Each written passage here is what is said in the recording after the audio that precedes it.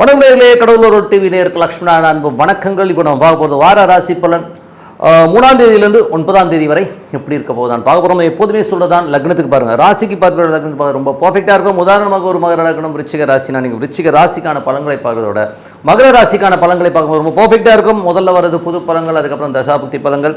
உங்களுக்கு என்ன தசாபுத்தி அந்தரங்கள் நடக்குதோ ஸோ அதை வந்து மிங்கிள் பண்ணி பார்க்கும்போது ரொம்ப பர்ஃபெக்டாக இருக்கும். அதுக்கப்புறம் வீடியோட எண்டில் டிப் ஆஃப் த வீக் இருக்குது, மறக்காமல் பாருங்கள். மகர ராசி. ஸோ மகர ராசிக்கு வந்து பார்த்தீங்கன்னா உங்களுக்கு ராசி ஆஃப் தி சனி 2ல் இருக்காருங்க. ஸோ 2ல் இருக்கும்போது கொஞ்சம் பார்த்து பேசணும், கொஞ்சம் இடவடமாக பேசுகிறது, இந்த மாதிரி விஷயங்கள்லாம் இருக்கும். மற்றபடி வந்து பார்த்தீங்கன்னா சின்ன சின்ன கழகங்கள் இருக்கும். ஸோ கொஞ்சம் கேர்ஃபுல்லாக இருக்கிறது ரொம்ப ரொம்ப அவசியங்க. மற்றபடி வந்து பார்த்திங்கன்னா உங்களது 3 மற்றும் 12ஆம் அதிபதியான குரு வந்து உங்களுக்கு வந்து 5ல் இருக்கும்போது ஆன்மீக சுற்றுலா, ஆன்மீக சம்மந்தமான சிந்தனைகள் வந்து எங்கேனாச்சும் கோயில் போகணுங்கிற எண்ணங்கள்லாம் நிறைய இருக்கும். ஸோ குழந்தைகளோட விஷயங்களையும் வந்து நிறைய மாற்றங்கள் பண்ணணுங்கிற எண்ணங்களும் நிறைய வருங்க. ஸோ அதுக்கப்புறம் வந்து 4ஆம் அதிபதி. ஸோ 4ஆம் அதிபதியான செவ்வாய் வந்து பார்த்திங்கன்னா உங்களுக்கு வந்து 6ல் இருக்கும்போது இப்போ வந்து ஏதாவது சொத்துக்கள் வாங்கலாமான்ற எண்ணங்கள், புதிய வண்டி வாகனம் வாங்கலாங்கிற எண்ணங்கள்லாம் ரொம்ப சிறப்பாக இருக்கும். ஸோ வாங்குவீங்களானா கண்டிப்பாக வாங்குறதுக்கான வாய்ப்புகளை கண்டிப்பாக ஏற்படுத்தும். கொஞ்சம் ஸ்லோவாக இருக்கும் ப்ராசஸ், அவ்வளோதான், வேறு ஒன்றும் கிடையாது. அதுக்கப்புறம் உங்களுக்கு 5ஆம் அதிபதி மற்றும் 10ஆம் அதிபதியான சுக்கிரன் வந்து 3ல் வந்து உச்சமாகும்போது தொழில் ரீதியான விஷயம், நல்ல வளர்ச்சி, நல்ல ஏற்றங்கள், புதிய ஒப்பந்தங்கள், புதிய ஒரு வளர்ச்சி, அடுத்த கட்டத்துக்கு முன்னேறுவதற்கான வாய்ப்பு ரொம்ப சிறப்பாக இருக்குங்க. ஸோ அது ஒரு நல்ல விஷயங்கள் தான். ஸோ அதுக்கப்புறம் பார்க்கும்போது சுக்கிரன் உச்சம். ஸோ சுக்கிரன் உச்சம், புதிய ஒப்பந்தங்கள் கிடைக்கிறதுக்கான வாய்ப்பு, நல்ல ஒரு பிரயாணம், சின்ன பிரயாணங்கள் மூலியமாகவும் பெரிய பணம் வருவதற்கான ரொம்ப நல்லா இருக்குங்க. ஸோ அதெல்லாம் ரொம்ப நல்ல விஷயங்கள் தான். குழந்தைகளுடைய வளர்ச்சி ரொம்ப சிறப்பாக இருக்கும். குழந்தைகளும் அடுத்த கட்டத்துக்கு போகிறதுக்கான வாய்ப்பு ரொம்ப நல்லா இருக்குது. கலைத்துறையில் இருக்கிறது பெருமானம் வருவதற்கான வாய்ப்புலாம் ரொம்ப நல்லா இருக்குங்க. ஸோ அதெல்லாம் ரொம்ப சிறப்பு தான். மகர லக்னமாக இருந்து பார்த்திங்கன்னா இப்போ 11ஆம் அதிபதியான செவ்வாய் வந்து பார்த்திங்கன்னா உங்களுக்கு 6ல் இருக்கும்போது வேலையில் நல்ல ஏற்றங்கள், நல்ல லாபங்கள் வருவதற்கான வாய்ப்புலாம் ரொம்ப சிறப்பாக இருக்குங்க. ஸோ அது வந்து நல்ல ரொட்டேஷன், நல்ல லாபங்கள் வருவதற்கான வாய்ப்பு நல்லா கொடுக்கும். வேலையில் வந்து ஒரு பெரும் பணம் வருவதற்கான வாய்ப்புகளை கண்டிப்பாக ஏற்படுத்தும். கடன் கேட்டுத்தீங்களாலும் கிடைக்கிறதுக்கான வாய்ப்பு ரொம்ப நல்லாயிருக்கு. ஸோ இதுவரை பார்த்து வந்து பொது பலன்கள். இப்போ பார்க்கக்கூடிய தசாபுத்தி பலன்கள் எப்படி இருக்கும். தசாபுத்தி பலன்கள் வந்து பார்த்தா மகர லக்னம், சூரிய தசாபுத்தி, சூரியன் வந்து ராசியில் இருக்கும். ரொம்ப கவனமாக இருக்கணும். தேவையில்லாத விஷயத்தை பேசி நம்மளே வந்து ஏதாச்சும் இடவிட மாற்றத்துக்கான வாய்ப்புலாம் கொஞ்சம் கவனமாக இருக்கணும் வர 15ஆம் தேதி வரை. ஏன்னா 15ஆம் தேதிக்கு மேலே சூரியன் வந்து 2க்கு போயிடுவார். ஸோ அது வரை கொஞ்சம் கவனமாக இருங்க. ஸோ தேவையில்லாத தர்க்கங்கள் கணவன் மனைவிக்கு நடுவில் நடப்பதற்கான வாய்ப்புகள் இருக்குது. ஸோ அதனால் கொஞ்சம் கேர்ஃபுல்லாக இருக்கிறது ரொம்ப ரொம்ப அவசியம். அதுக்கப்புறம் வந்து மகர லக்னமாக வந்து சந்திர தேசாபுத்தி, சந்திரன் வந்து சிறப்பான விஷயங்கள், நல்ல லாபங்கள், நல்ல ஏற்றங்கள் எல்லாம் வருவதற்கான ரொம்ப சிறப்பாக இருக்குது. மகர லக்னமாக வந்து செவ்வாய் தேசாபுத்தி, செவ்வாயில் வந்து பார்த்திங்கன்னா புதிய சொத்துக்கள், புதிய வண்டி வாகனம் வாங்குறதுக்கான யோகங்கள்லாம் ரொம்ப சிறப்பாக இருக்கும். வேலையிலும் அடுத்த கட்டத்திற்கு போகிறதுக்கான வாய்ப்புகளும் சிறப்பாக இருக்குங்க. மகர லக்னமாக வந்து ராகு தேசாபுத்தி, ராகு வந்து பார்த்திங்கன்னா உங்களுக்கு 3ல் இருக்கும்போது அது சனியுடைய சாரத்தில் சின்னதாக வந்து மறைமுகமாக சின்ன கலகங்கள் ஏற்படுவதற்கான வாய்ப்பு இருக்கணும். ரொம்ப கேர்ஃபுல்லாக இருக்கணும். மகர லக்னமாக வந்து குரு தேசாபுத்தி, குரு வந்து பார்த்திங்கன்னா 3ஆம் அதிபதி 5ல் இருக்கும்போது நிறைய வளர்ச்சி, நல்ல குழந்தைகளோட வளர்ச்சி ரொம்ப சிறப்பாக இருக்கும். குழந்தைகள் வந்து அடுத்த கட்டத்துக்கு முன்னேறுவதற்கான வாய்ப்பு ரொம்ப இருக்கும். ஆன்மீக சம்பந்தமான விஷயங்களுக்கு ஒரு பிரயாணம் மேற்கொள்ளணும், வெளியூர் போய் ஒரு கோயில் குளத்துக்கு போகணுங்கிற எண்ணங்களை எல்லாம் நிறைய ஏற்படுத்தும். ஸோ அதெல்லாமே ரொம்ப சிறப்பு தான். மகர லக்னமாக இருந்து உங்களுக்கு வந்து இன்னொன்று ராகு குரு சம்மந்தப்படுதுங்க. ஸோ அப்போ வந்து யாருக்காச்சும் இந்த குழந்தை இல்லாதவர்களுக்கு இப்போ ட்ரீட்மெண்ட்டில் குழந்தை கிடைப்பதற்கான ரொம்ப சிறப்பாக இருக்குது.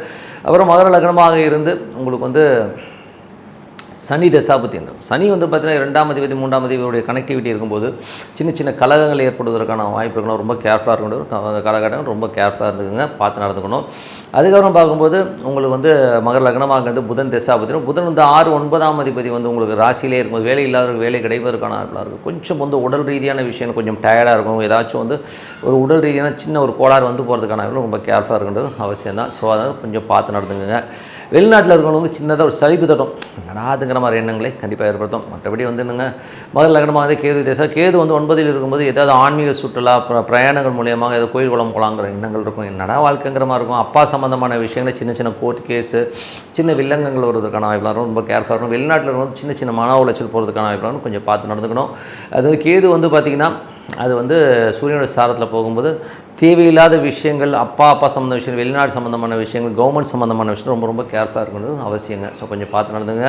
மகர லக்னமாக வந்து சுக்கிர தசாபுத்தி வந்து சுக்கிரன் வந்து 5, 10ஆம் அதிபதி 3ல் இருக்கும். புதிய தொழில் வாய்ப்புகள், குழந்தையோட வளர்ச்சி ரொம்ப சிறப்பாக இருக்கும். உச்சமாக இருக்கிற சுக்கிரன் வந்து அள்ளி தருவதற்கான ரொம்ப நல்லா இருக்குங்க. ஸோ நல்ல விஷயங்கள், நல்ல மாற்றங்களாக இருக்குன்னா ஒரு பிரார்த்தனை அவசியம். மனதார இறைவனை பிரார்த்தனை பண்ணால் கண்டிப்பாக அடுத்த நாள் போகிறதுக்கான ரொம்ப சிறப்பாக இருக்கும். Tip of the week. So tip of the வீக்கில் நம்ம இப்போ பார்க்க போகிறது வந்து பார்த்திங்கன்னா மகா கும்பமேளா. ஸோ மகா கும்பமேளாங்கிறது வந்து பார்த்திங்கன்னா 4 ஆண்டுகளுக்கு ஒரு முறை, 6 ஆண்டுகளுக்கு ஒரு முறை 12 ஆண்டுகளுக்கு ஒரு முறை. அதுக்கப்புறம் பார்த்தீங்கன்னா 144 வருஷத்துக்கு ஒரு முறை வந்து மகா கும்பமேளா. ஸோ இப்போ வந்து மகா கும்பமேளா நடந்துட்டுருக்கு.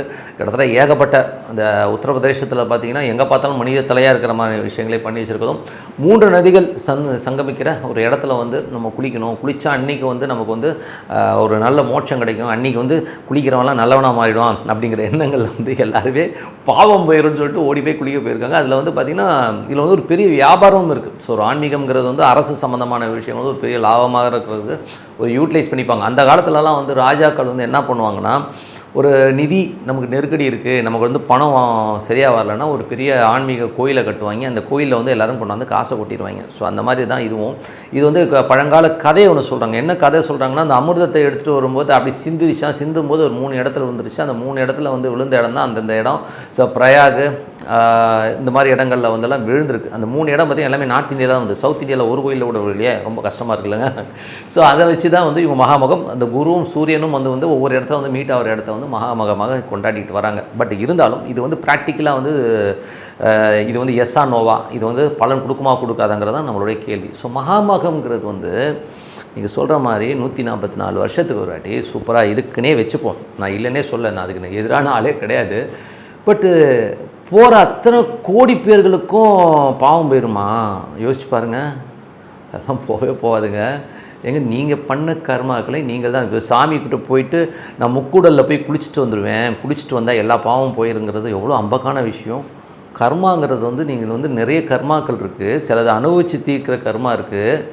அகோரிங்கெல்லாம் வந்து அங்கே நிற்கிறாங்க. ஸோ அவங்களாம் பெரிய ஆளுங்க, ஞானிகள். ஓகே, அவங்களுக்கு ஓகே. நீங்கள் ஏங்க போகிறீங்க?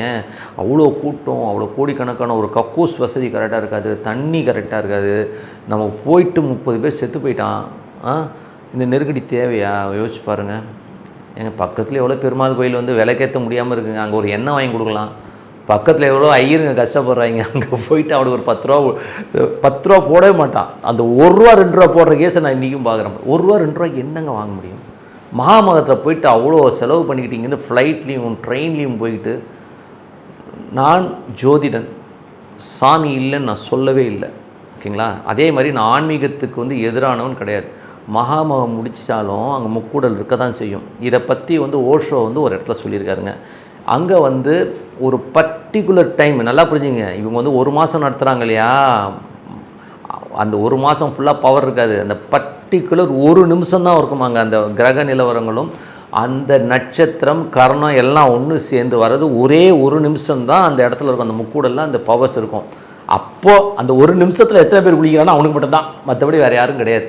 இது தெரியாமல் 1 மாதம் ஃபுல்லாக கூட்டமாக போய் ட்ரெயின் அலைஞ்சி கிளைஞ்சி எவ்வளோ கொடுமை பாருங்கள்.